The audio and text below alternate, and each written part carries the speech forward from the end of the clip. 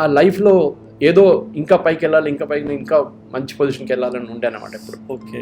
ఆ పొజిషన్ వచ్చి last he became appointed the vice. పెద్ద లైఫ్ స్టోరీ చెప్పుకుంటే అయితే మనకు 2 hours కండెన్స్ ఇట్ అనమాట. Okay. He became the viceroy's council. Viceroy's council అంటే అప్పుడు మెంబర్ కావడం అంటే చాలా పెద్దది. And he was the third Indian and the only Indian at that time. ఆ టైం అప్పుడు దాకా ఆ వైస్రాయ్స్ కౌన్సిల్లో 3 ఇండియన్సే ఉన్నారనమాట. అప్పుడు దాకా జాయిన్ చేసినారు. ఆ టైంలో ఆయన ఆ కమిటీలో ఉన్నప్పుడు, ఆ కౌన్సిల్లో ఒక్కరే ఇండియన్ అన్నమాట. సో ఈయన ఒక్కరే. అప్పుడు ఈయనకి లా సబ్జెక్ట్ బాగా తెలుసు అని చెప్పి కూడా బ్రిటిష్ వాళ్ళు ఏం చేశారు, ఈయన అక్కడ పెట్టుకుంటే ప్రాబ్లం అవుతారా బాబు అని చెప్పి ఎడ్యుకేషన్ ఇచ్చారు. అక్కడేం చేయట్లే అని చెప్పేసి ఎడ్యుకేషన్ మినిస్టర్ అయ్యారనమాట.